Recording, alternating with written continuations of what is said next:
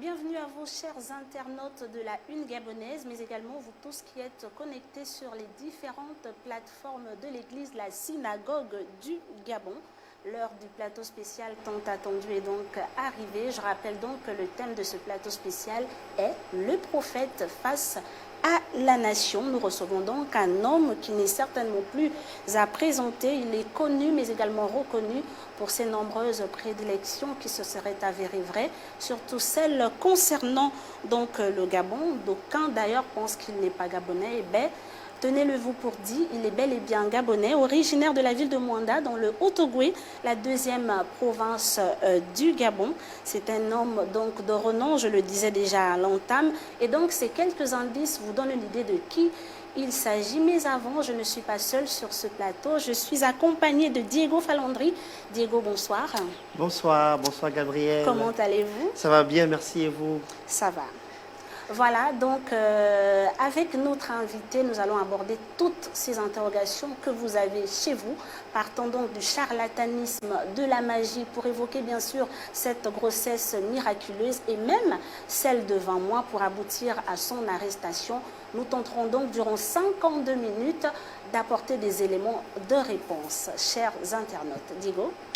Oui, vous l'avez si bien dit, Gabriel, nous sommes ici ce soir pour apporter, non pas nous, mais bien sûr le prophète, des éléments de réponse par rapport à toute l'histoire, par rapport à tout ce qui s'est passé autour de l'église de la synagogue du Gabon, mais aussi autour du prophète Emmanuel Nzoma.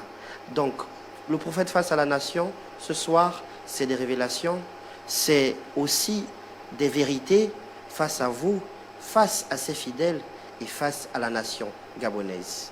Donc, je ne vais pas aller voilà, trop loin. Je vais laisser à Gabriel le soin d'entamer cette interview parce que nous sommes dans la décennie de la femme et donc la primauté lui revient ce soir. Alors, prophète Emmanuel Nzoma, bonsoir. Bonsoir, Madame Gabriel. Comment allez-vous? C'est la question que se posent de nombreux Gabonais. Du moment où je suis déjà ici, présent en face de mon écran, m'adressant à plusieurs personnes de partout dans le monde, je peux vous rassurer que je me porte merveilleusement bien. Alors, la thématique de ce plateau spécial, nous le disons déjà à nos nombreux internautes qui sont d'ailleurs connectés, rappelons-le d'ailleurs sur vos différentes plateformes, l'église la synagogue du Gabon, le prophète face à la nation. Pourquoi le choix de cette thématique? Ok, le prophète face à la nation parce que, vous savez, la phase dans laquelle nous sommes. Nous traversons une phase où des personnes sont plongées dans la peur et parfois dans le doute. Et c'est notre rôle en tant qu'homme de Dieu de pouvoir réguler les différents écarts.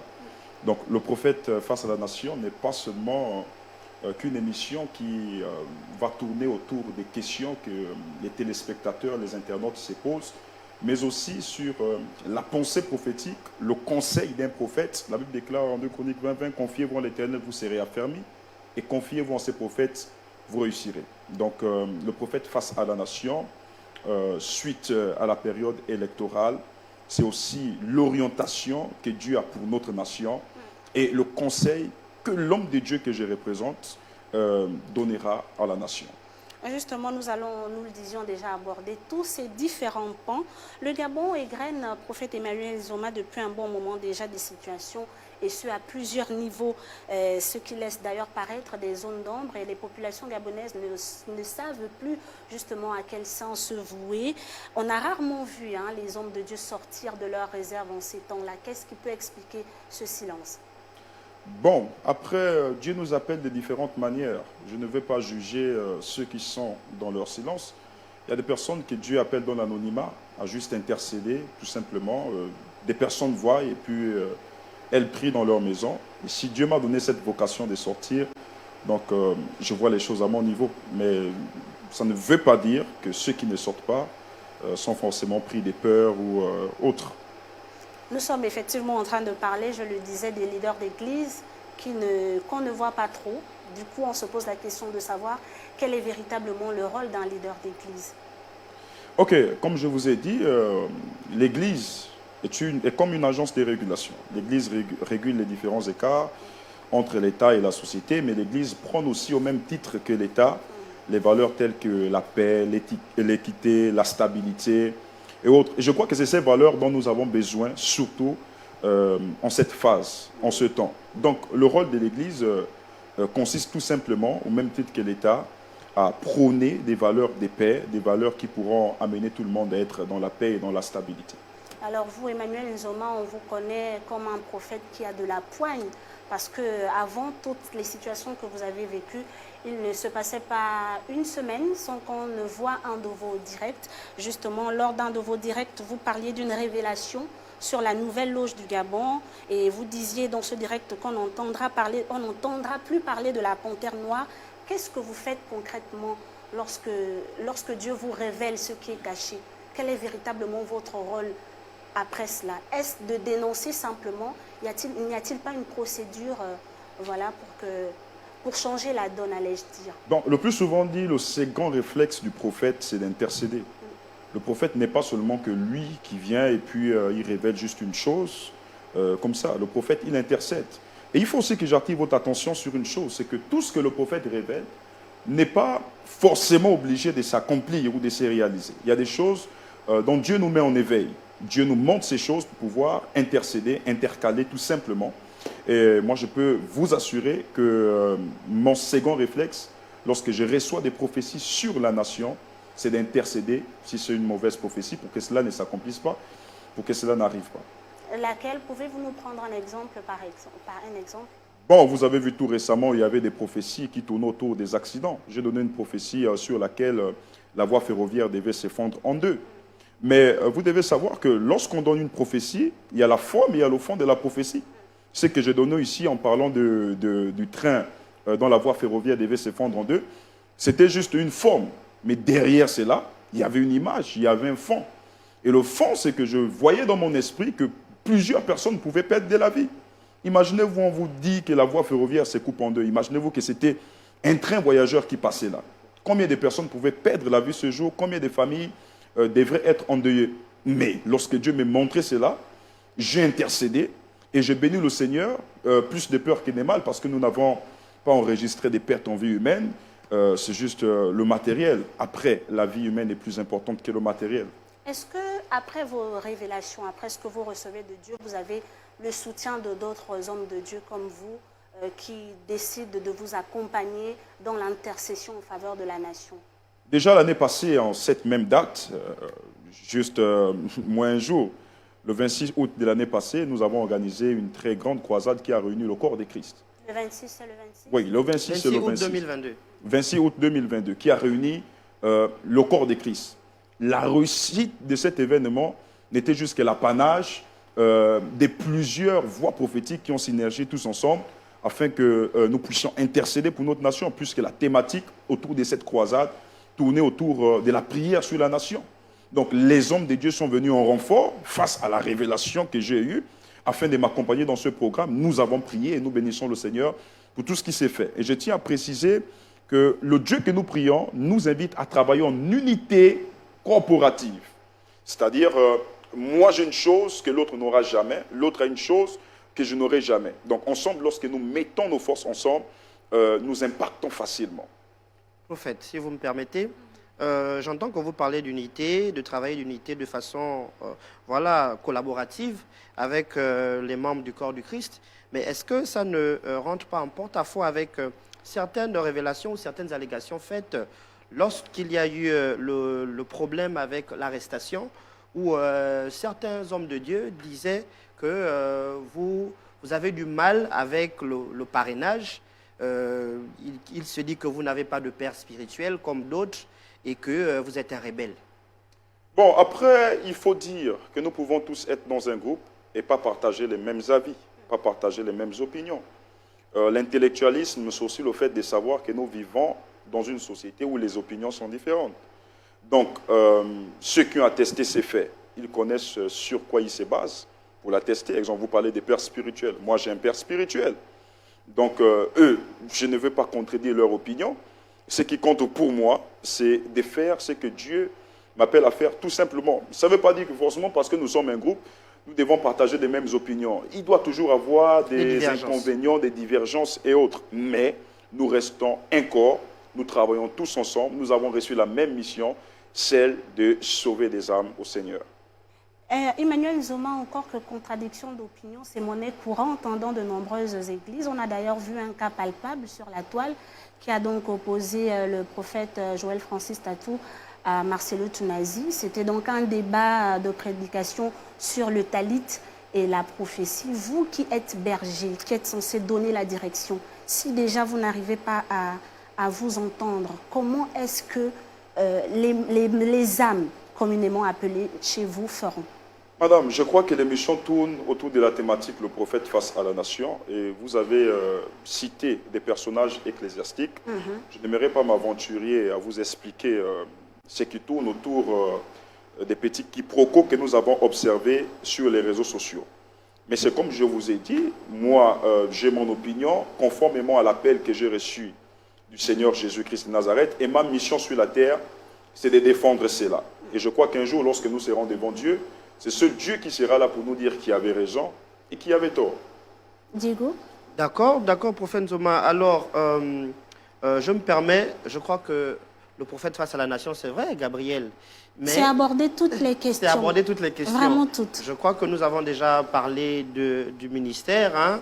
Voilà, même si je suis sûr que le prophète aura encore quelque chose à dire par rapport à son ministère. Bien sûr. Mais nous sommes là aussi pour poser des questions, peut-être qui fâchent hein, du point de vue du prophète. Nous l'annoncions déjà à l'entame. Mais ce sont des questions voilà, qui nous sont posées depuis. Ce sont des questions dont se pose également la nation, justement, face à laquelle le prophète va dire un mot. Cette nation aussi se pose des questions par rapport à tout le tumulte qu'il y a eu l'année dernière, notamment la période d'août 2022. Je ne vais pas tourner autour du pot, prophète.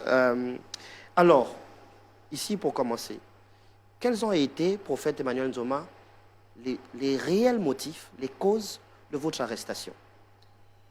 Ok, déjà je tiens à vous remercier pour la question. Il faut dire que tout est allé d'une séquence vidéo sortie de son contexte qui a été publiée sur les réseaux sociaux, qui a entraîné à la suite des avis divergents. Donc, ce qui a causé un trouble à l'ordre public. Et vous savez que lorsqu'il y a un trouble à l'ordre public, il est du devoir du ministère public de s'autosaisir de l'affaire.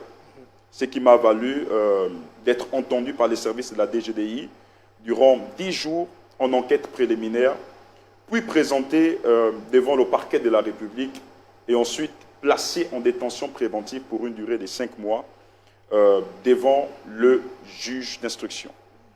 D'accord, donc c'est ce qui s'est passé. Mais Gabriel, peut-être que tu as quelque chose à rajouter, une question par rapport à ça? Moi, j'ai envie de rentrer dans le vif du sujet. Oui. La vidéo, il s'agit d'une jeune dame qui a miraculeusement qui a conçu sur place, on va le dire ainsi, d'une grossesse de 3 mois. On parle d'une grossesse de 3 mois. Pourquoi 3 mois? Pourquoi pas 1? Pourquoi pas 6? Merci pour la question. J'avoue que depuis que je suis sorti des prisons, cette question taraude l'esprit de plusieurs Gabonais. Pas forcément pour des raisons négatives. Parce que moi, en tant que leader, j'ai conduit une assemblée qui, eux aussi, certainement, se sont posés la même question que vous me posez aujourd'hui. Et j'ai béni le Seigneur d'être ici, sur ce plateau avec vous, de vous parler les yeux dans les yeux, afin d'éclairer la lenteur de tout un chacun. Bien sûr. Déjà, vous m'avez appelé prophète ici. Il faut d'abord comprendre ce qu'est un prophète et dans quel contexte le prophète travaille. Dites-nous. Dites-nous, prophète. Ce jour, vous avez pris une vidéo. Je tiens d'abord à préciser que c'est une séquence vidéo. Ce n'est pas l'intégralité de la vidéo. Mais la vidéo Bien a sûr, été, les Gabonais le savent. Mais la vidéo a été publiée. La vidéo est d'abord sur un live de l'un de vos médias, de l'un de vos canaux. Très bien. Donc la vidéo n'a pas été prise ailleurs. La vidéo a été exploitée sur vos propres canaux de communication. Bien sûr. D'accord. Même en dissertation, on ne peut pas commencer un test par le développement. Il y a une introduction. C'est dans ce cadre que j'ai dit la vidéo. Il ne s'agit pas seulement d'une affaire où je suis venu prier pour inoculer, comme vous le dites, une grossesse de 3 mois dans un ventre. Cette vidéo commence par une révélation. Dans la révélation, l'Esprit de Dieu me montre qu'il y a une personne dans le stade qui a un problème d'enfantement. et qui est sur le point d'aller faire une FIV, c'est-à-dire fécondation in vitro, au niveau de la France. Et l'Esprit de Dieu me révèle jusqu'au nom de cette dame, que je n'ai jamais connue. Et quand la dame va venir, qu'est-ce qui se passe? Donc je commence à relater à la dame sa situation. Elle se reconnaît, elle sait ce qu'elle vit. Mais là n'est pas le plus important. Parce que le plus important dans une prophétie, ce n'est pas de vous dire ce que vous connaissez déjà. Mais c'est plutôt de vous dire ce que vous ne connaissez pas. Et donc c'est l'Esprit de Dieu qui vous demande d'inoculer cette grossesse de 3 mois. J'arrive, je suis sur la révélation. D'accord. Et dans la révélation, je vois en fait quelque chose que beaucoup de personnes n'ont pas eu. Qu'est-ce que vous avez vu, prophète? Effectivement, je suis dans une révélation. Et dans la révélation, l'Esprit de Dieu me montre d'abord l'origine de la chose. Le problème des femmes. Cette dame a un problème d'enfanter. Est-ce un problème naturel? Parce qu'il y a des cas où ce sont des phénomènes naturels. Naturel, effectivement. Est-ce un problème spirituel? Et face aux révélations que l'Esprit de Dieu m'a montrées, j'ai conclu que c'est une affaire spirituelle. Parce que l'Esprit de Dieu me dit, même si elle va faire une FIV, vous savez que beaucoup de personnes viennent à l'église parce qu'elles ont des problèmes qui dépassent leur entendement, parfois que la science n'arrive pas à trouver des solutions. Vous êtes d'accord avec moi? Si, si. Et donc, lorsque je prie lorsque je fais la vision, je me rends compte que le problème de la dame est d'origine spirituelle. En fait, le détail que vous n'avez pas, c'est que cette dame était enceinte de 3 mois depuis, de manière spirituelle. C'est-à-dire que cette dame avait une grossesse, mais qui évoluait dans le domaine spirituel. Cette dame avait une grossesse mystique de 3 mois. Bon, mystique, cette dame avait une grossesse qui évoluait plutôt dans le domaine spirituel. C'est-à-dire, j'arrive, Prophète, j'arrive, spirituel, mystique, quelle est la différence? j'arrive. Ok, ce qu'il faut savoir, c'est que tout ce qui est mystique, tout ce qui est spirituel n'est pas forcément mystique. D'accord, Et tout ce qui est mystique est forcément spirituel. d'accord. La nuance au niveau des termes. Lorsqu'on parle du mysticisme, ça fait allégeance à ce qui est mauvais, à la sorcellerie et autres. Mais le spirituel ne renferme pas que le mysticisme. Est-ce qu'on est d'accord? D'accord, prophète. Donc, je pars sur, je disais tout à l'heure que je vois dans mon esprit cette dame être enceinte de 3 mois, mais sa grossesse évoluait dans le monde spirituel. Ce qui faisait en sorte que l'influence de la sorcellerie, vu que c'était un problème spirituel, l'influence de la sorcellerie qui s'exerçait sur cette dame avait rendu sa grossesse inapparente, invisible, de manière physique. D'accord. D'accord? Et c'est dans ce cadre que vous me voyez citer ces propos. Je comprends ici que c'est les propos qui ont choqué l'entendement des personnes. Naturellement, Bien sûr. parce que, prophète, physiquement, D'accord. une grossesse ne peut pas commencer à 3 mois. Effectivement, j'arrive. Mais je vous ai dit tout à l'heure, je suis dans un contexte spirituel dans lequel je vois que cette dame a un enfant de 3 mois qui est rendu inapparent par le monde de la sorcellerie. Et donc, lorsque je reviens à la réalité pour prier pour cette dame, si j'ai déjà vu que cette dame a un enfant de 3 mois, sur la base de quoi je vais dire que tu auras un enfant? J'ai pris sur la base de ce que j'ai vu, c'est dans ce cadre que j'ai dit à la dame, je mets un enfant de 3 mois dans ton ventre. Et je comprends que les propos ont certainement choqué parce que les gens interprètent mal le jeu. En fait, lorsque tu parles du jeu, est-ce que toi tu as le pouvoir d'inoculer des grossesses dans le ventre des femmes? Quand je dis jeu, la Bible déclare en Galates 2:20, de sorte que si vous vivez, ce n'est plus vous qui vivez, mais c'est Christ qui vit en vous. Même sur le plan juridique, lorsqu'un juge rend un jugement, elle ne le rend pas en son nom, elle rend au nom de la loi. Mais elle va parler en jeu, parce que c'est elle qui incarne la justice, La loi. qui incarne la loi, donc elle parle. Donc quand je dis je, ce n'est pas parce que j'ai le pouvoir de faire des miracles, Mais pourquoi mais c'est n'avoir pas parce pensé, que j'incarne le pouvoir de Dieu qui est en moi, qui me permet de parler. prophète, pourquoi n'avoir pas pensé à toutes ces personnes présentes qui pourraient interpréter, qui pourraient mal interpréter justement cette prophétie-là? D'accord. Déjà, ce que vous devez savoir, c'est que lorsque Dieu agit, il ne prend pas compte du raisonnement de tout un chacun. Est-ce qu'on est d'accord? Il ne prend pas encore le raisonnement des... Quand Dieu Les humains. agit, il ne prend pas en compte le raisonnement de tout un chacun. Sinon, comment pouvez-vous m'expliquer que Jésus a changé l'eau en vin? Donc ça revient à dire, si on vous prend au mot, que prophétiser, c'est tout dire, sans tenir compte de la sensibilité de qui nous écoute ou qui nous regarde? Non, le prophète n'est pas en train de dire que prophétiser, c'est tout dire. Il y a des choses dont Dieu lui-même t'interdira de dire. Il y a la sagesse dans le domaine de la prophétie. Il y a des choses dont Dieu lui-même ne permettra pas que tu t'hasardes à dire. Mais là, je suis sur un fait où Dieu m'a demandé de retransmettre. Prophète. Moi, je ne suis qu'un serviteur et je retransmets la voix de Dieu. Prophète, mettre, inoculer une grossesse de 3 mois. D'accord. Pensiez-vous que c'était la solution au problème de la dame, directement? C'était la solution selon le contexte dans lequel j'étais. Il faut d'abord comprendre que le prophète travaille dans un contexte spirituel. Est-ce qu'on est d'accord? Toutes les personnes qui ont jugé les propos du prophète, toutes les personnes qui étaient présentes ce jour à la croisade, n'étaient pas avec moi dans le monde spirituel. Personne ne connaît ce qui s'est passé. Les gens jugent sur la base des faits et des actes. Est-ce qu'on est d'accord? En effet, sur la base de ce qu'ils voient. Voilà, de ce qu'ils voient. Bien sûr. Mais sur la base de ceux qui ne voient pas là, c'est là où moi je me retrouve en fait. C'est là où moi je travaille. C'est pourquoi vous voyez qu'il y a un petit décalage et autres. Et vous devez comprendre. Décalage quand même de 3 mois, prophète. Oui, Il ne un faut pas nous décalage dire de un 3 petit mois. décalage. Les 3 mois sont dus à quoi? Les 3 mois sont liés à quoi? Au contexte spirituel dans lequel j'étais. Dans lequel la dame aussi J'ai était. vu dans lequel la dame aussi était. Parce que je vois spirituellement une dame enceinte de 3 mois, mais physiquement elle n'est pas enceinte. Comment pouvez-vous expliquer ça? Si ce n'est pas par des raisons spirituelles. À vous de nous le dire, prophète. C'est pourquoi je suis ici pour vous éclairer votre lanterne. Donc c'est pour vous dire que je voyais l'enfant de cette dame évoluer dans le monde spirituel. Parce Vous avez que simplement, elle prophète, était vous sur avez le simplement, jardin.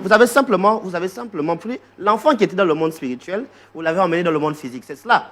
D'accord, ma prière, C'est cela, prophète. s'exerce dans le contexte spirituel. Jusque-là, je ne sais pas si on s'entend. On s'entend. Je suis dans le contexte spirituel. Donc, lorsque je parle, c'est vrai, il y a ceux qui sont dans le contexte naturel qui entendent, qui interprètent de leur manière, mais ceux qui sont aussi spirituels peuvent comprendre que lui qui parle, il parle parce qu'il est animé d'un esprit, de l'esprit de Dieu. Donc, il parle dans un contexte spirituel. C'est dans ce cadre qu'en priant pour la dame, j'exerce juste mon service sur la base de ce que j'ai vu de manière spirituelle, que cette dame avait un enfant de 3 mois bloqué. C'est dans ce cadre que j'ai dit, j'aimais un enfant. Et le j'aimais, est-ce que vous me suivez? Si, je suis. Et le j'aimais, c'est dans le contexte spirituel que j'aimais l'enfant. Poussé par l'Esprit de Dieu. Poussé par l'Esprit de Donc Dieu. c'est l'Esprit de Dieu qui vous demande de faire apparaître cette grossesse, c'est ce que vous dites aux internautes. Faire apparaître la grossesse.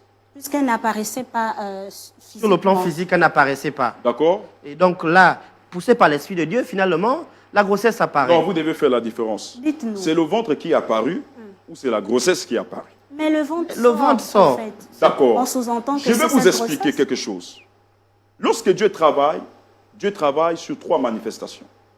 Il travaille par des miracles, des signes et des prodiges. Le contexte dans lequel la vidéo a été présentée à la place publique, c'est qu'on parle qu'un prophète aurait inoculé une grossesse miraculeuse dans le ventre d'une femme. Ici, on parle des grossesses miraculeuses, donc qui renvoie au miracle. Il faut d'abord définir un miracle. C'est quoi un miracle? Dites-nous. Le miracle, c'est un fait qui dépasse l'entendement humain, qui émane de la puissance de Dieu. Un fait qui est réel. Quelqu'un qui ne se levait pas se met à marcher de suite. Ça, c'est un miracle. Et ça dépasse l'entendement humain. Vous voyez, Jésus a changé de l'eau en vin. Comment pouvez-vous expliquer son chimie, monsieur Diego? Non, ça dépasse l'entendement humain, effectivement. Ça dépasse l'entendement humain. Pourquoi? Parce que c'est un miracle. Mais après, Dieu ne se limite pas seulement qu'au miracle. Dieu agit aussi par des signes. C'est quoi le signe? Le signe n'est rien d'autre qu'une manifestation qui annonce un événement. Le signe n'est qu'une manifestation de Dieu qui annonce un événement miraculeux. Naturellement parlant, pour savoir qu'il va pleuvoir dans telle zone, le plus souvent c'est par des signes météorologiques. Par exemple, lorsque vous voyez le ciel s'obscurcir, vous savez qu'il y aura la pluie à une certaine heure. Donc, Dieu aussi agit pour des signes.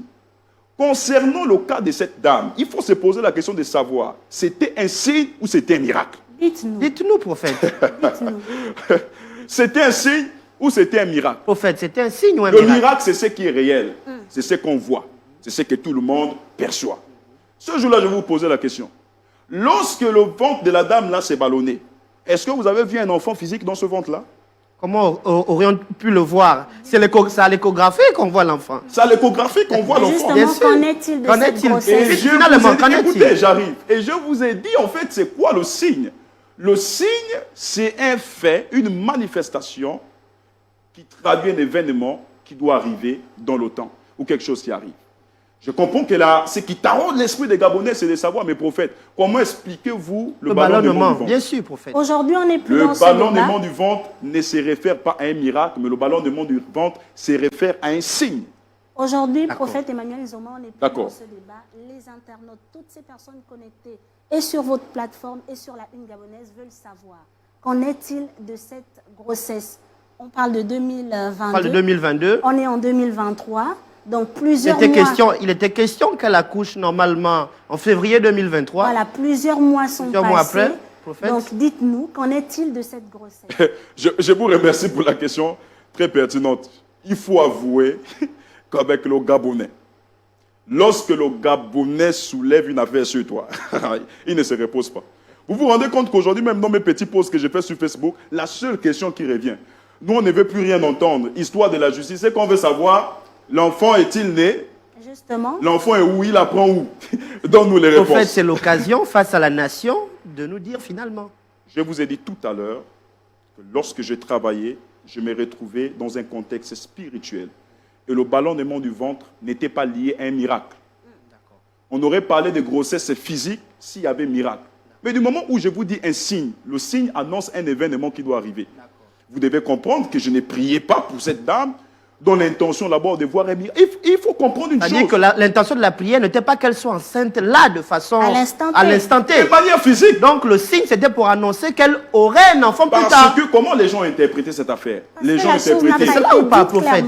Les choses n'ont pas été dites clairement. Là vous expliquez, on comprend. C'est-à-dire que le signe c'était pour annoncer que finalement elle pourrait enfanter dans le monde physique et qu'on n'aurait plus besoin de la FIV. C'est pourquoi je vous ai dit, je comprends toutes les personnes qui ont eu des interrogations. Parce que nous sommes dans la logique. Mais Dieu n'est pas dans le raisonnement de la logique. Parce que tout ce que Dieu fait, les hommes ne peuvent pas expliquer. Maintenant, aujourd'hui, vous arrivez à comprendre que le prophète que je suis, j'étais dans un contexte spirituel dans lequel Dieu travaille. Avez-vous des nouvelles de cette jeune dame? La question est simple. La dame est enceinte, oui ou non? Le prophète que je suis, je ne suis pas responsable d'un miracle. C'est Dieu qui fait des miracles. Monsieur Diego, j'ai quel pouvoir de faire des miracles? On l'a compris, prophète Emmanuel Nzoma. Du moment où je n'ai pas vu un enfant physique, du moment où je n'ai pas vu l'échographie de cette dame, je ne peux pas vous affirmer que cette dame est enceinte ou que son enfant est né. Mais ce que je sais, sur la base du travail que j'ai fait ce jour, en priant pour la dame, où il y a eu des manifestations d'un ventre qui est sorti, où il y a eu des signes. Où il y a eu des signes, moi je crois que c'est tout un processus de délivrance qui a commencé. Et je peux vous affirmer que cette dame est restaurée. Alors, au final, le mal pourrait être enceinte. Finalement, elle pourrait être enceinte ou certainement elle est même enceinte. À côté de cette grossesse inoculée, Diego, il y a celle de 20 mois. Que dites-vous à tous ces internautes? Grossesse, voilà. Je vais redéfinir peut-être le contexte. Oui. Alors, nous sommes toujours en 2022, oui. Après l'épisode de la grossesse inoculée, en plein direct. Il y a une vidéo, il y a un direct sur le réseau social TikTok, dans lequel il y a une jeune dame qui prétend avoir été enceintée par vous. Et là, je précise que c'est de manière physique, voilà, et que depuis 20 mois, elle est enceinte et n'arrive pas à accoucher. Elle vous a nommément cité lors de son direct. Dans cette vidéo, et que les différentes échographies ne montrent rien. Elle dit qu'elle aurait été enceinte physiquement par vous. D'accord. Ça fait 20 mois qu'elle est ballonnée, mais que les différentes échographies ne montrent aucun fœtus dans son ventre. Comment vous expliquez cela?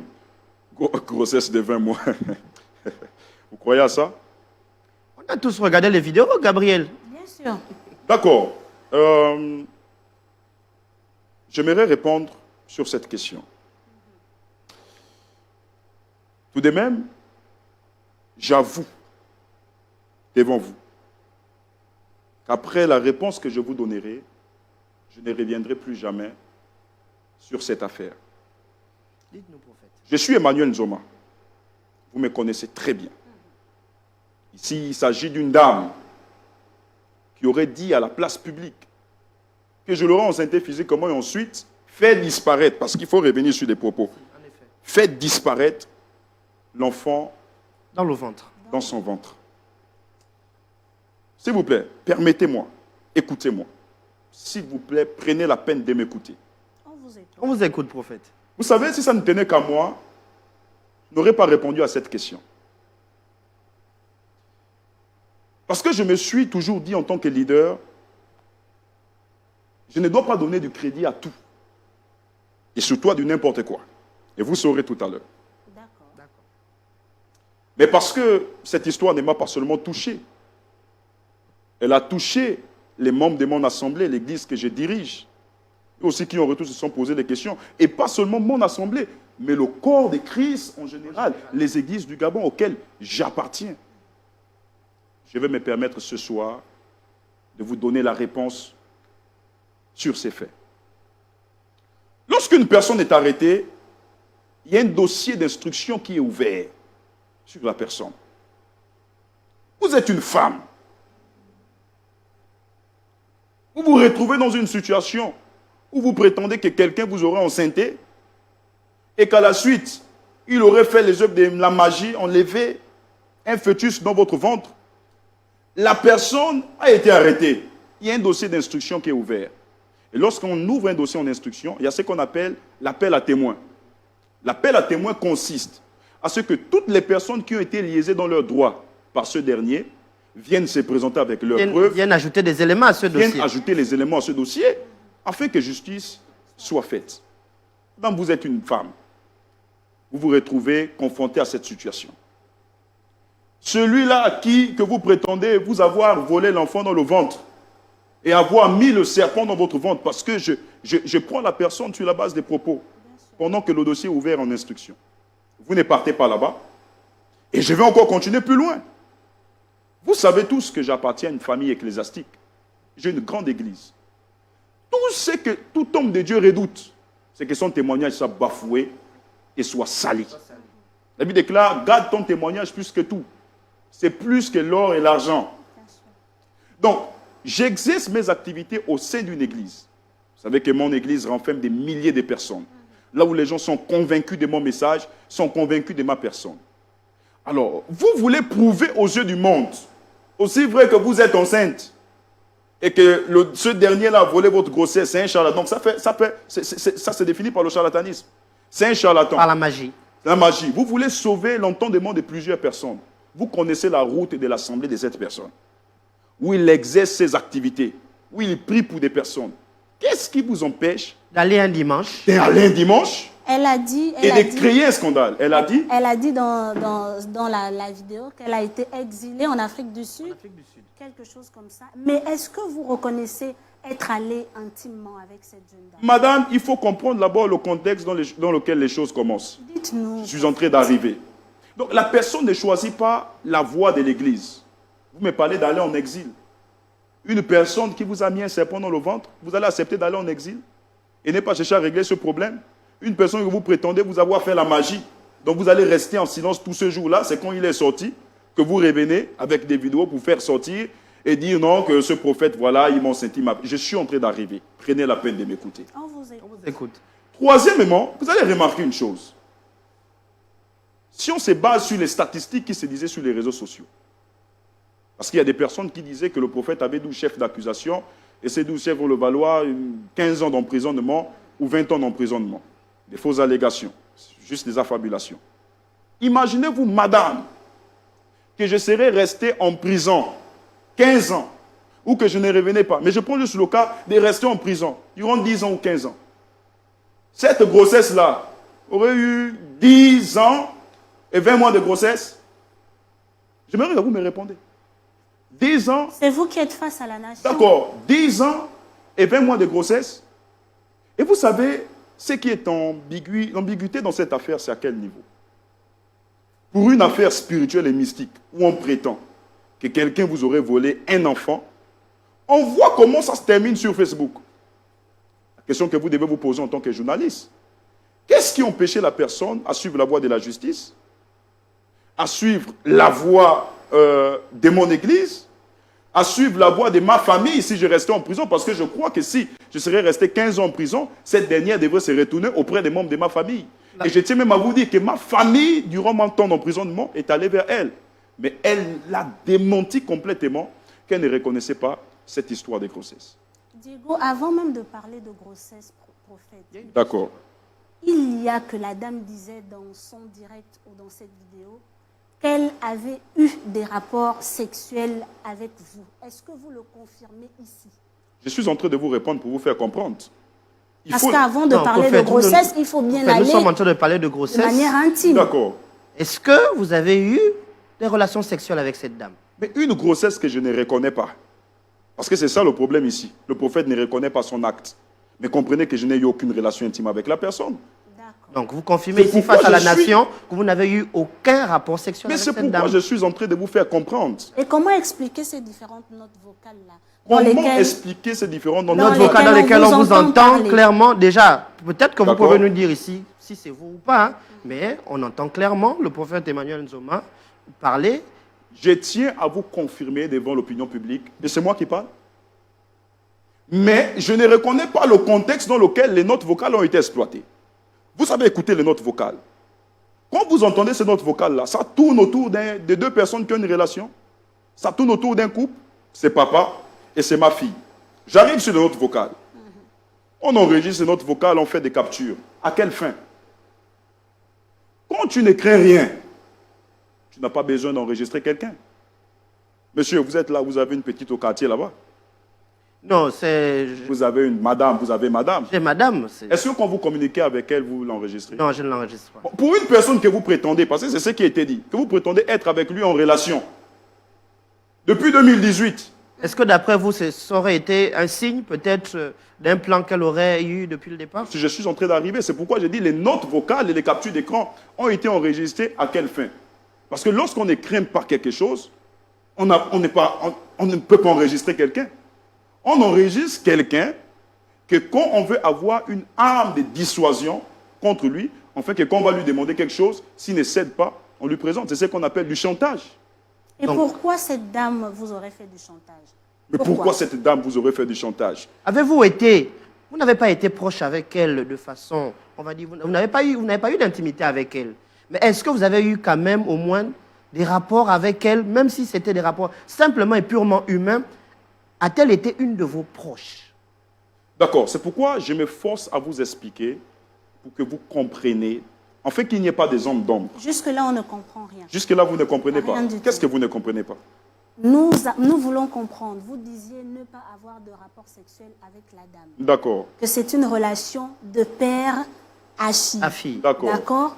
Et après, dans vos réponses tout à l'heure, vous parliez de chantage, d'une forme de chantage. Mais Une forme de pourquoi chantage, faire du d'accord. chantage à quelqu'un? À quelle fin, justement, on veut comprendre? C'est la Pourquoi question- cette femme c'est- vous aurait-elle fait du chantage? D'accord. Aurait-elle demandé quelque chose en retour? Vous n'avez pas donné? Aurait-elle demandé des sommes d'argent? C'est la question que je vous pose. Je dois vous amener à comprendre qu'avant tout, cette fille reste ma fille. D'accord. Lorsqu'elle a voyagé, elle est allée en 2019-2020 en Chine, c'est moi qui ai contribué pour sa scolarité. Et elle le sait. Je ne suis pas de ce père-là qui, parce qu'il a vu sa fille en erreur, Il va la va rejeter. crucifier ou encore rejeter. Vous êtes journaliste, c'est à vous de mener les investigations et de comprendre à quelle fin cela a été fait. Et pourquoi seulement attendre lorsque je suis Empêtré dans des problèmes. lorsque je suis dans des problèmes juridiques. Et pourquoi se servir d'une histoire similaire comme celle-ci? C'est à vous de comprendre, c'est à vous de percer, c'est à vous d'aller dans le fond. Vous y Tu avez prétends pensé? avoir raison. Madame, vous êtes journaliste, vous orientez des personnes. Prétendez avoir raison sur un prêt, un fait, un problème. C'est sur les réseaux sociaux que vous allez aller vous exprimer. Mais dans un audio, elle dit clairement avoir tenté à plusieurs reprises de rentrer en contact Elle dit avec clairement vous. qu'elle a eu recours plusieurs fois Voilà. à vous, à certains membres de votre entourage, et qu'elle a eu La question que une je fois me de pose, non-recevoir. rentrez en contact avec moi, pourquoi? Mais Vous dites-nous, discutez. Vous discutez. Discutez avec une personne qui vous a mis un serpent dans le ventre. Madame, mettez-vous à la place de cette dame. Quelqu'un vous a mis un serpent dans le ventre. Vous avez quoi à discuter avec la personne? Vous traitez la personne de charlatan, de faux homme de Dieu. Il y a quoi à discuter avec la personne? vous avez des ennemis donc. Pardon? Vous avez des ennemis? Ah, vous pouvez constater. Dites-nous. Les ennemis, on en a tous les jours. Vous avez aussi des ennemis. Qui n'a pas d'ennemis sur cette terre? La Bible déclare dans le livre de Matthieu 10, verset 35, et l'homme aura pour ennemi les gens de sa maison. Ici, il faut comprendre quelque chose de simple et de clair. C'est de revenir depuis le départ d'une affaire. Vous ne pouvez pas juger deux personnes qui se connaissent depuis 2018. Deux personnes, selon ces dires, qui prétendent être en relation depuis 2018, sur la base des 3 notes vocales. Avant les notes vocales, connaissez-vous ce qui s'était passé? Après ces notes vocales, connaissez-vous ce qui s'était passé? Pourquoi vous ne nous le dites pas, C'est prophète? pourquoi je suis en train de vous dire que les notes vocales ont été exploitées dans un autre contexte. Une personne qui se permet de dire sur les réseaux sociaux que je lui aurais demandé en mariage. Et que même moi, c'est la première fois où je vois que quand on demande quelqu'un en mariage, on fait les fiançailles, c'est l'homme qui porte la bague des fiançailles. Elle a dit sur les réseaux sociaux. Bon, une personne qui parle des relations, pendant que moi, je n'ai jamais songé à avoir une relation avec elle. Que voulez-vous que je vous dise sur cette personne? Et encore, il y a un fait. La personne dit, parce que cette question a créé beaucoup d'ombre négative sur ma personne. Et d'ailleurs, ça a relevé, prophète, oui. je me permets, ça a relevé beaucoup d'autres questions derrière de vos rapports avec certaines de vos fidèles. De mes rapports? Parce que certains auraient dit que lorsque vous faites des retraites spirituelles, vous ne choisissez de le faire qu'avec les jeunes femmes. Vous choisissez de le faire qu'avec les jeunes femmes. C'est pourquoi je suis en train de vous expliquer ici.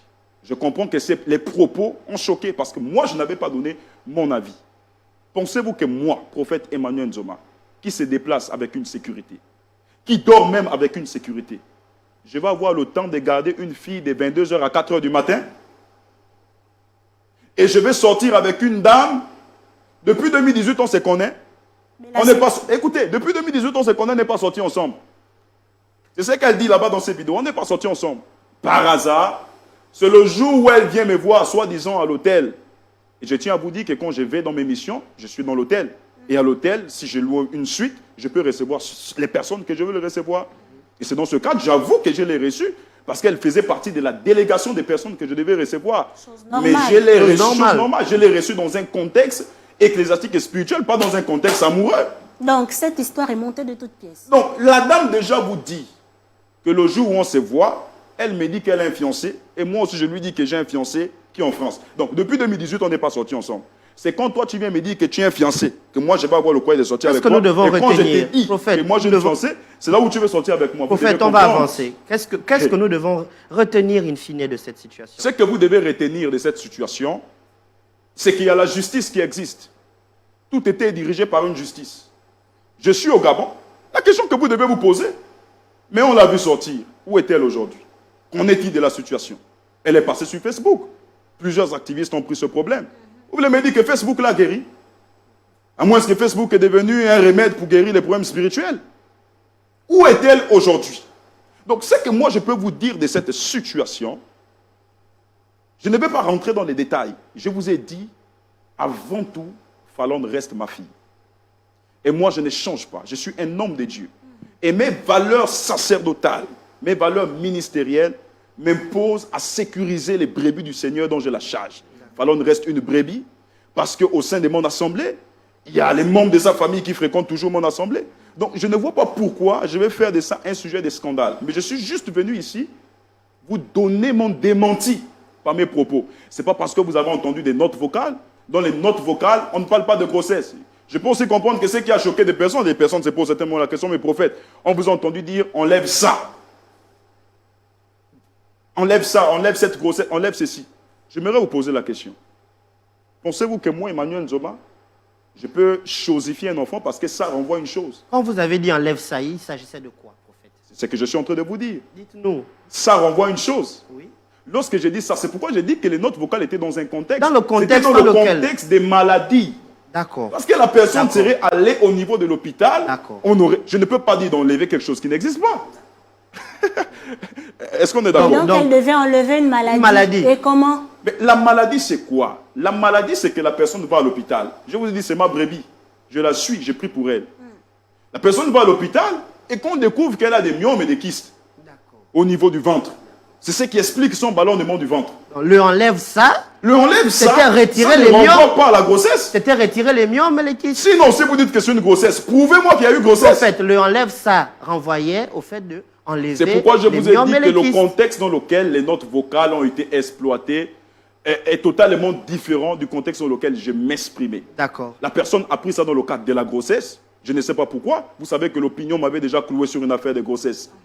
Donc, pour pouvoir plus me clouer, parce qu'il y a plusieurs personnes qui savaient que le prophète Emmanuel devrait être définitivement libre par la justice gabonaise. Alors donc, il faut jouer avec quelque chose de semblable pour que l'opinion publique puisse croire. Donc, c'est une histoire montée de toutes pièces. C'est cela? C'est une histoire montée, du moment où je ne me reconnais pas à l'intérieur de cette histoire. D'accord. Et avant de partir, Parce qu'il faut rester sur la question. Nous Les y Gabonais, sommes. vous vous êtes posé des questions, mais il y a une question sur la... Je sais que c'est vous qui animez l'émission, mais faites-moi quand même le privilège. Bien Ça sûr. fait plus d'1 an, je ne me suis plus exprimé. Allez-y, on voit bien que vous êtes content de vous exprimer à nouveau. Oui, oui. D'ailleurs, voilà. Mais avant de partir, avant de quitter peut-être ce sujet-là, il faut vous poser des très bonnes questions.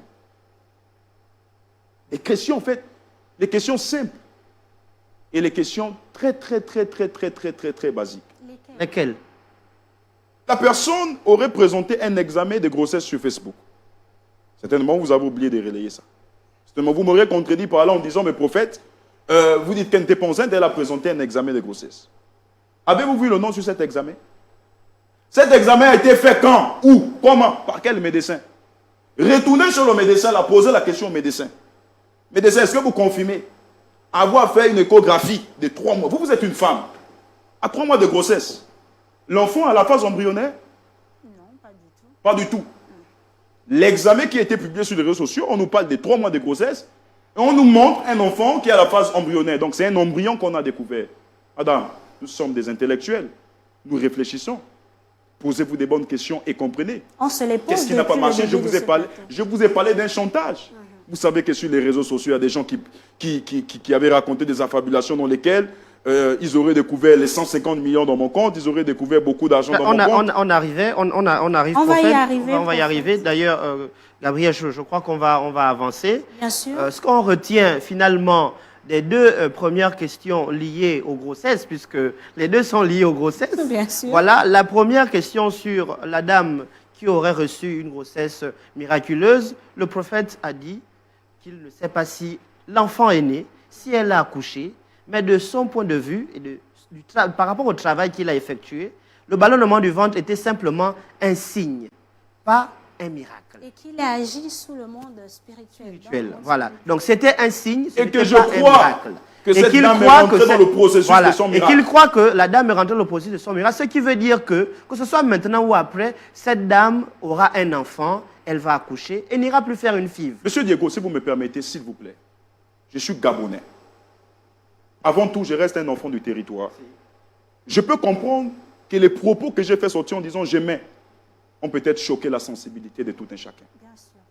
Mais comprenez que j'étais dans un contexte totalement différent. Nous l'avons bien Si compris. ça vous a blessé, si ça vous a fait du mal, je tiens à vous présenter toutes mes excuses. Ça, la nation, peut-être regarder cette caméra et puis dire... Je tiens à présenter toutes mes excuses, mais je n'avais pas l'intention de pouvoir vous choquer. Je n'avais pas l'intention de pouvoir vous faire croire que j'ai ce pouvoir, je suis détendu. Je suis un homme comme vous. Je suis un homme de Dieu, je suis prophète, mais je reste un homme avec ses faiblesses. D'accord. D'accord. Donc on retient ça. On retient également que l'histoire de la grossesse de 20 mois est montée de toutes pièces et que la principale protagoniste l'aurait fait sans doute dans les fins de chantage. Et il faut dire que si la personne pense Qu'elle a raison. qu'elle a raison, Qu'elle aille voir les Écoutez-moi, autorités. monsieur. Oui. Je suis Emmanuel Nzoma. Parce que cette question a créé beaucoup d'ombre. Je suis Emmanuel Nzoma. Si vous venez me présenter un examen d'échographie dont je reconnais avoir enceinté une femme, je demanderai pardon à l'opinion publique et je vais reconnaître mon enfant. Si je pose des actions sociales que vous connaissez bien, à combien plus forte raison mon enfant? Si je reconnais avoir un enfant, attends, qu'est-ce qui va me pousser à laisser qu'une personne vienne faire le scandale pour une affaire que je peux régler? D'accord. D'accord. Donc, Mais Fallon, tant que je ne me reconnais pas dans cette affaire, je ne peux pas affirmer cela. Depuis que j'exerce au niveau du Gabon, vous n'avez jamais entendu un scandale sexuel. Comme M. Diego a dit, vous n'avez jamais entendu que le prophète Emmanuel couche avec ses fidèles ou sort avec ses fidèles. J'ai grandi dans une maison. Lorsqu'on dit, quand on veut connaître un enfant là, quand on veut confirmer ce qu'un enfant a fait, il faut aller demander à ses parents. Allez demander à mes parents si un jour ils se sont plaints d'un scandale sexuel et autres. Je prêche l'évangile de Dieu, je reste un homme avant tout, bien que je peux commettre des faiblesses, mais sur certaines choses dont on veut me faire porter sur le dos, je ne me reconnais pas. D'accord, d'accord, prophète Emmanuel Nzoma. Merci beaucoup pour ces éclaircissements. On va avancer au pas de course. Nous étions sur la procédure judiciaire. Vous disiez tout à l'heure que vous avez été en détention préventive dans le cadre de l'enquête qui avait été diligentée contre vous par la DGDI. Finalement, prophète Emmanuel Nzoma, vous êtes sorti libre de cette procédure. Alors, comment ça s'est passé? Si vous pouvez relayer la question parce que... Alors, la question c'est, finalement, de tous les chefs d'accusation qui ont été portés contre vous, vous êtes sortis de la main blanche, comme le magnifique costume que vous portez ce soir. Merci. Alors, comment ça s'est passé? Bon, si je suis sorti de là main libre, c'est parce que la justice a estimé qu'il n'y avait aucun élément compromettant contre ma liberté et la justice n'a fait que faire son travail, de me rendre ma liberté. Je dois vous dire, c'est suite au bruit des réseaux sociaux, aux opinions divergentes, qui ont causé un trouble à l'ordre public, que les autorités se sont saisies de l'affaire. Le ministère public s'est saisi de l'affaire parce qu'il y a trouble à l'ordre public, il y a quelque chose qui perturbe. Et il faut dire que dans ce qui se disait, il n'y avait pas seulement que l'affaire de grossesse miraculeuse. Il y avait aussi certains complotismes qui se sont servis de la situation pour pouvoir me coller certains mensonges tels que escroquerie, que j'escroque des personnes. On parle d'une somme de 150 millions qui aurait été retrouvée à votre domicile. Prouvez-moi. C'est à vous de nous dire si c'est vrai ou faux. Non, mais ce n'est pas moi de vous dire, plus que vous m'accusez. Pour moi, je prends ça comme une accusation. On ne vous accuse pas, ce sont les questions des internautes. Les questions des internautes. Oui, il y a une somme de 150 millions, plus qu'il y a eu des chefs d'accusation, d'escroquerie et Monsieur, je vous dis, je parle devant la caméra, c'est faux. Il y a une justice dans mon pays. Mais si c'est vrai, qu'on me démontre, on vient avec des documents pour me dire, prophète, vous savez, vous êtes journaliste. Il faut aller au fond de l'information. Il faut chercher dans le fond. Voilà pourquoi on vous reçoit ici. Très bien. Je tiens vraiment à saluer voilà, cet engouement que vous avez. Parce qu'aujourd'hui, la prolifération des réseaux sociaux est l'apanage de plusieurs divisions au sein des Gabonais.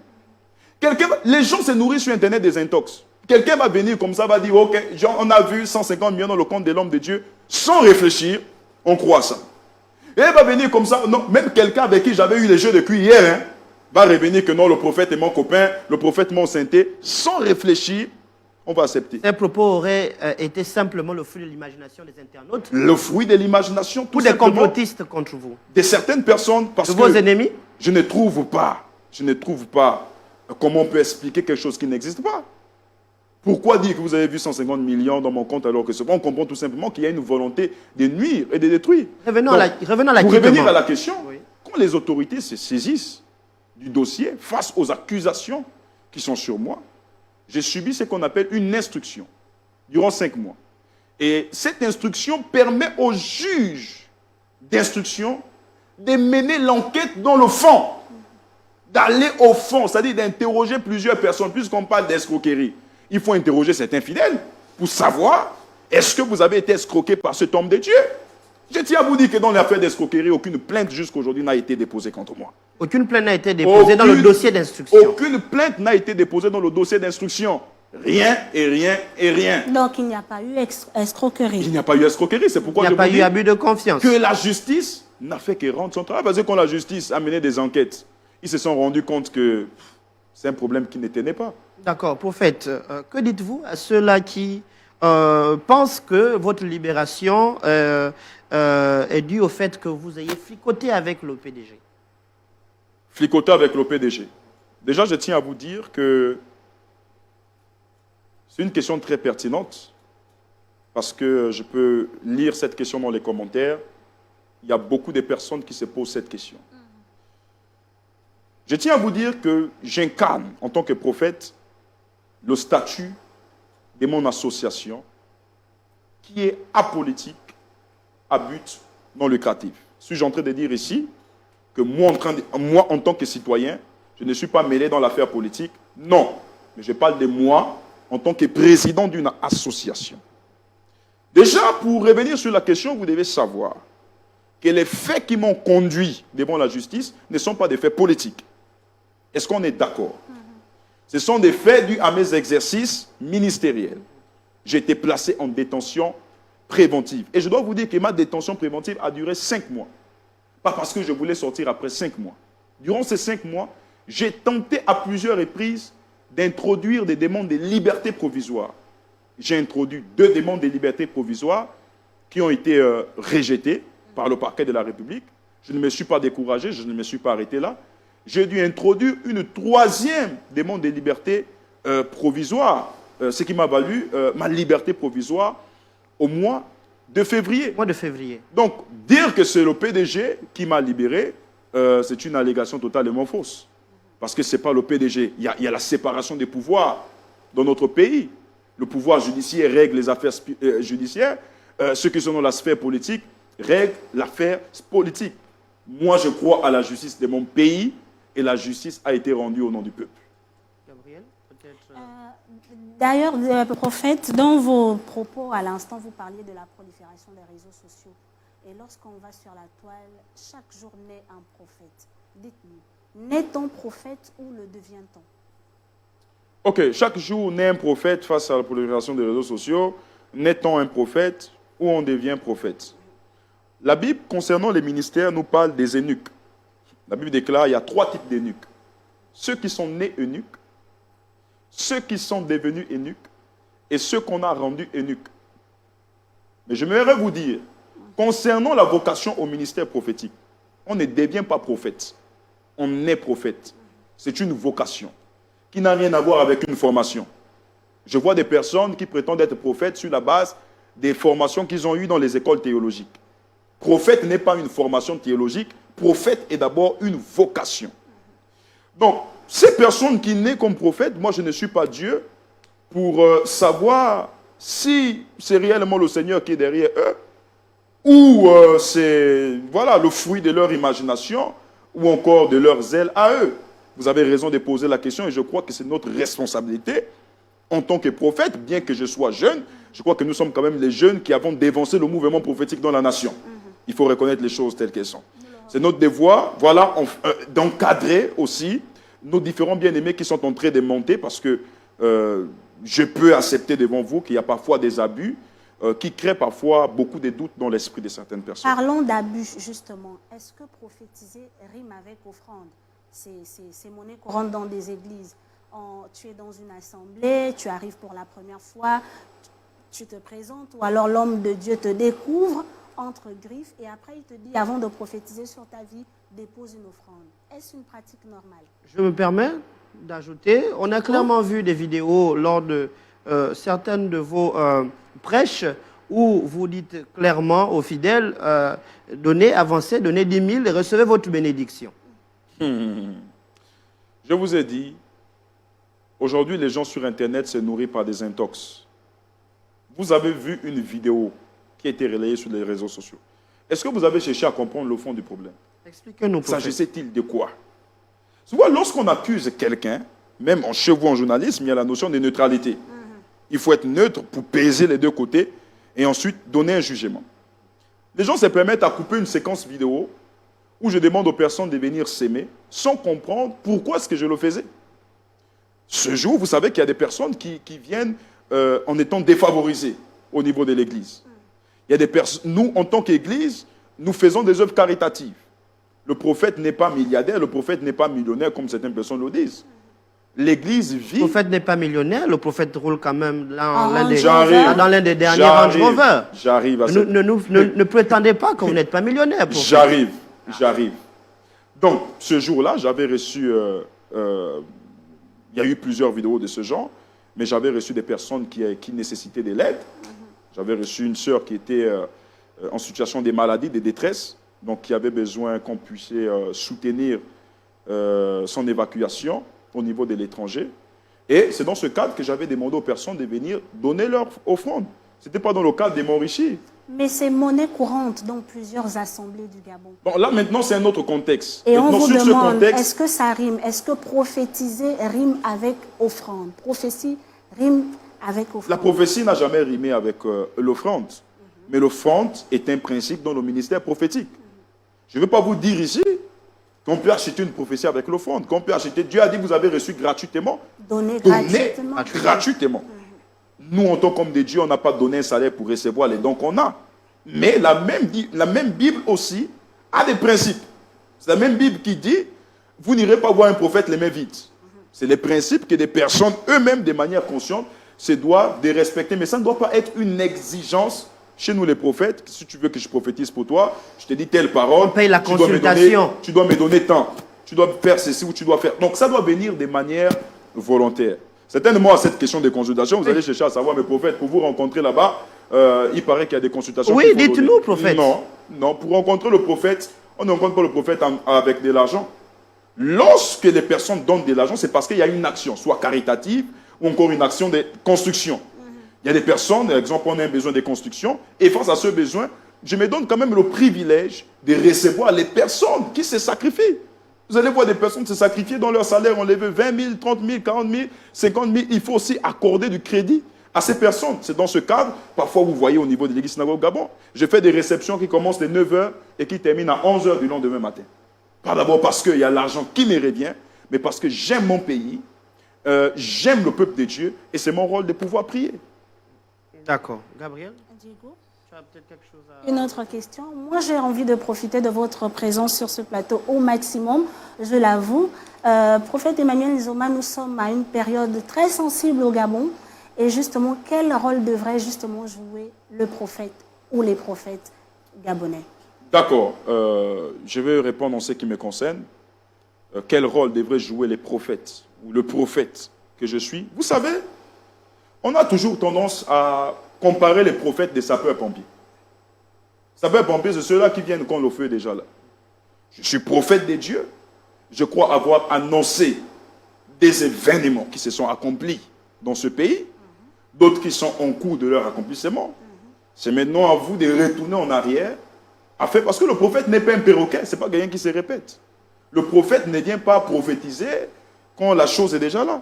Consultez mes vidéos précédentes et vous saurez ce qui viendra dans le temps futur. Donc, la seule attitude que nous, en tant que prophètes, on peut avoir dans pareilles circonstances, c'est d'intercéder pour que Dieu maintienne le pays dans la paix. Intercéder pour nos autorités politiques.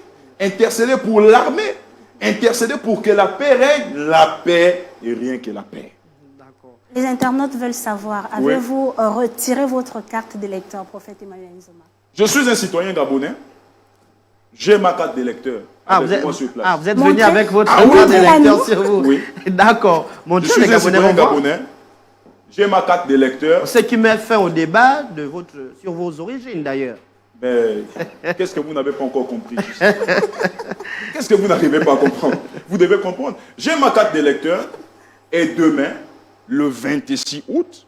Le 26, c'est le 26. Le 26 août, j'irai remplir mon devoir de citoyen en votant mon candidat personnel. Ah, d'accord. Okay. Diego, oui. Il y a également une autre question d'Internet. Qu'est-ce qui explique votre accoutrement? Qu'est-ce qui explique mon accoutrement? Tous ces galons, un disait sur Internet, c'est quel grade? Quel grade? Parce qu'on voit que vous avez des étoiles de généraux là, et puis vous avez des bâtons de colonel. C'est juste un style, tout simplement. Juste un style. Qu'est-ce qui explique votre style? Pas une révélation, et pas une révélation. Non, c'est juste un style, je me sens bien dedans. Ce qui explique mon style, prophète, c'est l'opérette. Pardon? L'opérette. Ce qui explique votre style? Oui, c'est l'opérette. C'est l'opérette. Oui. Bon, pour moi... Alors, prophète, j'ai une question. Vous avez parlé tout à l'heure de votre ministère, des actions sociales, caritatives que vous menez avec votre ministère. D'accord. Ce qu'on aimerait peut-être savoir ici, c'est quel est l'impact social du ministère Église Synagogue du Gabon sur ses fidèles en particulier et sur, on va dire, la nation en général. Voilà, nous travaillons beaucoup plus dans les œuvres caritatives. Et, je crois que les images sont sur Internet. Nous posons des actions où nous soutenons. Nous soutenons. Parce qu'aujourd'hui, comme vous avez abordé tout à l'heure, les gens nous voient avec des Range Rover, se posent mille et une questions, ce sont des escrocs, ils appauvrissent le peuple, sans parfois comprendre que l'Église qui ne vit que par les dons, c'est certainement une personne, un bon donateur, qui a été reconnaissante envers un homme de Dieu, qui a offert une voiture. Parfois, on se dit que c'est l'homme de Dieu qui a collectionné de l'argent et qui allait chercher une voiture. L'homme de Dieu a collectionné les offrandes. L'homme de Dieu a collectionné les offrandes. Les dîmes et les offrandes. Pour collectionner des dîmes et des offrandes pour aller acheter une voiture. Parfois, vous êtes même surpris, un bon matin, on vous annonce, allez-y au port, il y a une voiture qui vous attend. Donc, c'est un don? Je vais refuser. À votre place, moi, non. En tout vous cas, n'allez pas refuser. Non. Ce que vous ressentez là, c'est ça aussi que moi je ressens. Donc c'est un don. Cette voiture, c'est un don. La voiture que vous conduisez actuellement est un don? L'Église ne vit que par des dons. C'est un don, c'est pas vous-même qui l'avez acheté? C'est un don. Voilà. Je vais l'acheter où? D'accord. C'est un don. Donc, pour revenir sur la question... Sur l'impact social de votre à ministère. savoir sur l'impact social du ministère. Et je peux vous affirmer aujourd'hui que nous avons un grand impact social. Vous vous rendez compte que depuis 2018, je soutiens certaines personnes dans le cadre de leur scolarité. Si. On parle de plus d'une trentaine de personnes hein, pour lesquelles vous payez la scolarité Il faut à préciser que l'étranger. ces personnes ne sont même pas membres de ma famille. Ces personnes, parfois, c'est des personnes que je rencontre comme ça. Et Dieu me met à cœur de soutenir la scolarité de ces personnes. C'est plus de 30. C'est plus d'une Que ça trentaine soit de ici, personnes. que ça soit au niveau de De l'extérieur. l'extérieur. Nous soutenons, et aujourd'hui, je peux vous assurer que parmi les promotions que nous avons soutenues, il y a des docteurs. Donc, 7 ans d'université. Nous avons pris des frais en charge. Il y a des personnes qui ont des licences, il y a des personnes qui ont des maîtrises, d'autres qui se sont déjà même insérés dans la société, qui travaillent. Et nous bénissons le Seigneur pour cet impact. Ce qui prouve à suffisance, en fait, l'Église n'est pas seulement là, l'homme de Dieu n'est pas seulement là que pour appauvrir ses fidèles. Mais l'homme de Dieu contribue aussi à leur épanouissement. J'étais à Mwanda il y a de cela 2 ans. Il y avait eu un incendie qui avait ravagé plusieurs maisons. Et il y avait des familles qui étaient éprouvées. Et ce jour-là, je crois que c'était passé sur Internet, nous avons soutenu ces différentes familles éprouvées, je crois que c'était 2 à 3 personnes, d'une action de 3 millions de francs CFA. Ils ont reçu et nous les avons accompagnés spirituellement et moralement aussi. Et lorsque vous allez regarder, je vais prendre le cas de ces différents bien-aimés qui viennent à l'église avec des situations de maladies. Parfois, c'est des 4 millions en plein culte. Qui donne cet argent? Ce n'est pas le prophète. C'est l'église synagogue du Gabon dont je serai toujours reconnaissant. Diego? Oui, merci beaucoup, prophète. Donc ça, Je vais remettre ma carte d'électeur. Bien sûr, bien Bien sûr. sûr. C'est le rendez-vous et puis pour demain. Là, vous avez parlé de l'impact social de votre ministère et on entend bien que vous concourez vraiment activement à ce que vos fidèles, mais aussi ceux qui ne sont pas membres de votre Église, trouvent un moyen de vivre décemment dans notre société. La question que je vais peut-être poser par rapport à ça, c'est que finalement, l'Église synagogue du Gabon, depuis 2022 et depuis tous les soubresauts que vous avez eus, est fermée. À quand le retour des activités? D'accord. Déjà, je tiens à vous remercier pour cette question très pertinente. Vous savez que j'ai fait l'objet d'une procédure judiciaire. La procédure judiciaire étant maintenant à son terme, il est là du devoir du ministère De de l'intérieur. l'Intérieur de se prononcer sur cette question. Mais je peux vous rassurer, et je bénis le Seigneur pour mon ministre de l'Intérieur, qui abat un bon travail, parce qu'il y a des gens même qui ont interprété le fait que si je suis allé en prison, c'est à cause du ministère de l'Intérieur, chose qui n'a rien à y voir. Et je peux vous rassurer que la procédure est en cours, et lorsqu'on ouvrira l'église, je viendrai ici, par la grâce de Dieu, si vous me faites l'occasion, sur ce plateau, d'annoncer la réouverture de l'église, et vous serez mon invité. Bien sûr, mais Gabriel, je crois que c'est tout ce qu'on demande. Hein? C'est tout ce qu'on souhaite. C'est tout le mal qu'on vous souhaite d'ailleurs que cette église reprenne ses activités. Prophète Emmanuel Nzoma, dans Psaume 33, au verset 12, il est écrit « Heureuse la nation dont l'Éternel est Dieu ». Au regard de tout ce que traverse notre pays, pensez-vous que cette parole est palpable au Gabon? Heureuse la nation dont l'Éternel est Dieu. Pensez-vous que cette parole est palpable au Gabon? Je vous dis que si Dieu n'était pas dans cette nation, on devrait connaître le pire que ce qu'on a connu. S'il n'y avait pas des hommes de Dieu qui priaient, qui intercédaient, assurément on devait connaître le pire. On vous parle d'un train minéralier qui transporte le minerai, qui se renverse. Imaginez-vous que c'était un train voyageur. Combien de familles devraient être endeuillées? On vous parle d'un naufrage. Certainement, si la main de Dieu n'était pas là, ce naufrage devrait entraîner plusieurs victimes. Et pour moi, je peux affirmer que Dieu est présent au Gabon. Vous connaissez pourquoi il y a beaucoup de perturbations dans ce pays? C'est parce que c'est une affaire spirituelle, ce n'est pas une affaire naturelle. Le Gabon appartient à Dieu. Le Gabon est une nation sainte. Révisionnez même l'hymne national. Est-ce que vous savez que notre hymne national est très prophétique? Oui, que le temps heureux par nos ancêtres arrive enfin chez nous. On parle d'un temps rêvé. On parle d'un rêve. Un rêve qui ramène à une révélation. La question qu'il faut se savoir, qu'il faut se poser, c'est de savoir Mais quel est ce rêve que ces personnes l'avaient fait pour le Gabon? Est-ce la terre promise? Et je peux vous dire, voici pourquoi les prophètes existent. Pour informer, relayer auprès de nos autorités. Oui, il est bien que c'est vous qui êtes à la tête du pays, mais voici comment vous pouvez aussi fonctionner. Voici comment vous pouvez vous orienter. Donc sur cette question, je dirais oui, le Gabon appartient à Dieu. Heureuse la nation dont l'Éternel a Dieu. Mais,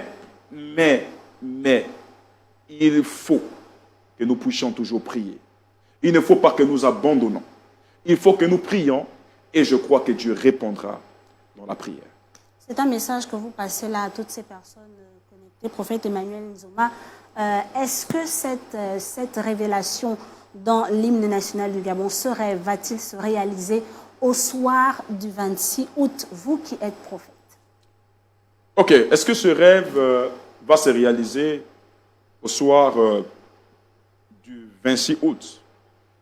Déjà, ce que j'aimerais vous dire, c'est que le 26 août, demain, c'est seules les urnes, parce que je comprends votre question, c'est seules les urnes qui vont nous montrer le rêve qui va se réaliser. La question de Gabriel, le prophète a entendu, mais peut-être que les téléspectateurs ou les web spectateurs de la Une gabonaise n'ont pas bien entendu. Prophète, la question de Gabriel, audiblement énoncée, c'est: est-ce que vous avez une révélation sur qui sera le vainqueur de l'élection présidentielle au soir du 26 août 2020? C'est pourquoi j'ai bien pu cerner la question. Là, je la pose clairement. C'est la question que tous les Gabonais se posent. Est-ce que le prophète a déjà eu une révélation par rapport à demain? Oui, j'ai la révélation. Qui sera président? De qui sera président? Et là, je sais que beaucoup de personnes sont déjà captées là sur leur caméra pour couper, pour aller sur TikTok. Comprenez bien la révélation que j'ai. La révélation de qui sera le président demain, c'est quand vous, Gabonais, vous allez remplir votre devoir de citoyen en allant voter le candidat de votre choix. Ensuite, les urnes vont vous démontrer qui sera le candidat. D'accord. D'accord, Gabriel, satisfaite? Satisfaite. J'espère que vous également, prophète. On va peut-être vous demander de vous adresser à la nation. Vous êtes face à la nation et le pays est au point de tourner ou d'écrire une nouvelle page de son histoire, donc au soir du 26 août. Adressez-vous donc à toutes ces personnes câblées qui vous regardent. D'accord. Ce que j'aimerais donner comme message à tous ces téléspectateurs de partout sur les plateformes, c'est de revenir d'abord sur les faits qui ont été débattus ici, les questions que vous m'aviez posées, à savoir sur les différents scandales qui ont eu lieu sur les réseaux sociaux. Je suis un prophète, je suis gabonais, je ne suis pas étranger, je suis un fils dans cette nation. Je suis utilisé par Dieu, je ne suis pas Dieu. Il y a des personnes qui se sont certainement senties frustrées, dérangées, certainement les membres de mon église, pas seulement les membres de mon église, et même aussi le corps de Christ en général, sur l'affaire de la grossesse miraculeuse et sur l'affaire de 20 mois. De ma fille spirituelle, il faut préciser, de ma fille spirituelle qui, je ne sais pas ce qu'il a pris, d'aller monter cette histoire de toutes pièces sur les réseaux sociaux. J'aimerais vous dire, je suis désolé. Je n'avais pas l'intention de le faire, ou que cela se passe. Je tiens encore à présenter toutes mes excuses pour toutes ces personnes qui se sont senties blessées dans leur tête, blessés dans leur amour propre. Je dirige des hommes responsables, des pères et des mères des familles. Vraiment, je vous présente toutes mes excuses si j'ai été mêlé à ce genre d'histoire, à ce genre de problèmes qui ne reflètent pas mon statut de prophète. Parce que je suis prophète. Le prophète doit incarner une responsabilité, doit incarner un statut. Le premier message que le prophète a, parce que c'est même ce qui montre qu'un prophète est vrai, c'est quand lui-même il devient le message de ce qu'il annonce. En 2022, j'ai annoncé le 26 et le 26. Vous voyez, aujourd'hui, on parle du 26 et le 26. C'était juste un message. Donc, le prophète doit incarner le message qu'il annonce. Et voir qu'il y a des notes vocales là où le prophète n'est pas, même si cela a été employé dans un autre contexte. Mais vous avez été sali. Ça salit mon image. Ça ne salit pas seulement mon image, mais ça salit aussi ceux qui sont avec moi. Vous vous imaginez qu'il y a des fidèles qui m'appellent en pleurant? Vraiment, papa, prophète, on ne comprend pas ce qui se passe. Partout où on est au bureau, ceci, on nous appelle déjà grossesse de 20 mois. Grossesse de 20 mois. Donc, j'étais déjà présenté à la place publique comme étant l'enceinteur en chef. L'enceinteur national. L'enceinteur national. Vous voyez que j'ai quitté déjà d'un scandale des grossesses. Et là, je rentre dans une histoire d'incompréhension. Parce que je vous ai dit, je n'aimerais pas rentrer dans le fond ici. C'est ma fille. C'est ma fille et ça restera comme ça. Ce qui a eu, ce qui s'est passé, c'est passé. Moi, je suis un père. Dieu m'appelle à pardonner et de prier pour la brebis du Seigneur. Tout simplement. Donc, il y a des personnes qui se sont certainement senties blessées dans cette histoire. J'aimerais, moi, en tant que prophète, vous présenter toutes mes excuses. La Bible déclare que tout concourt au bien de ceux qui aiment Dieu. Il y a des choses que nous ne planifions pas dans notre vie. Et si Dieu a voulu que je passe par ce chemin, si Dieu a voulu que les choses se fassent ainsi, certainement le Seigneur voulait me forger encore davantage. Le Seigneur voulait peut-être m'enseigner quelque chose davantage. Parce que je suis allé en prison.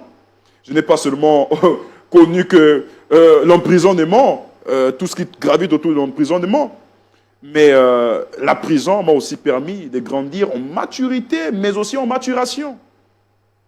La prison m'a permis aussi de m'améliorer certainement sur des défauts, parce que je vous ai dit, je suis un homme de Dieu, un prophète, mais avant tout, je reste un homme. Un humain. Un humain qui a ses défauts. Donc, pour toutes ces personnes qui ont été blessées dans cette affaire, pour les familles qui ont été mêlées dans les affaires qui concernent deux personnes, je tiens à présenter en tant que prophète toutes mes excuses. Mais ne gardez pas cette image de moi. Je suis un homme de paix. Je transmets la paix. Mon but, ce n'est pas de diviser des familles. Mon but, ce n'est pas de créer des divisions. Mon but n'est pas de créer des intentions. Donc, toutes ces personnes qui s'étaient déjà donné une image de moi, je tiens, en tant que Gabonais, en tant que votre frère Gabonais, en tant que votre fils Gabonais pour certains, en tant qu'un jeune Gabonais qui est en train de présenter l'image du corps de Christ à l'échelle internationale, je tiens à présenter toutes mes excuses pour toutes ces personnes qui ont été choquées. Et vous rassurer que je suis un homme de paix et qu'aujourd'hui, les choses sont en train de revenir dans l'ordre. Et aussi, c'est l'occasion pour moi, certainement, dans mes propos, pas seulement ce que nous avons abordé ici. Il se peut que dans mes propos, dans ma manière de faire, aujourd'hui, vous avez parlé des Range Rover, vous avez parlé de ceci. Il se peut qu'il y a certainement quelque chose dont je ne me suis pas aperçu qui a choqué quelqu'un. Je ne suis pas Dieu. Je tiens à vous présenter toutes mes excuses. Mais, comme a dit quelqu'un ivoirien, je suis votre petit frère. Je ne sais plus. Pardonnez-moi. Pardonnez-moi. Voyez-moi comme votre petit frère. Voyez-moi comme votre frère, s'il vous plaît. Et je crois vraiment que ce pardon, il est sincère et que vous trouvez l'occasion, la place d'enlever cette mauvaise image de moi. D'accord. Mais voilà, chers internautes de la Une Gabonaise, mais également de toutes les plateformes sociales de l'Église, la synagogue du Gabon.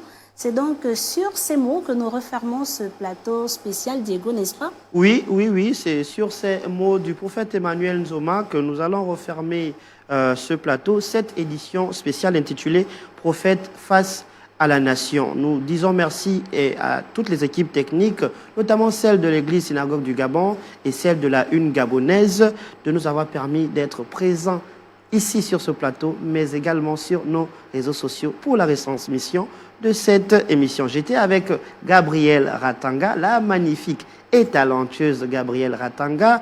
Et oui, ça faisait longtemps, vous l'avez revu ce soir, et ce n'est pas la dernière fois. Donc, nous vous disons merci d'être restés aussi nombreux sur nos antennes. On se donne rendez-vous pour la prochaine édition. Ciao, ciao. Bonne soirée chez vous. Rendez-vous le 26. Ciao, ciao. Ciao.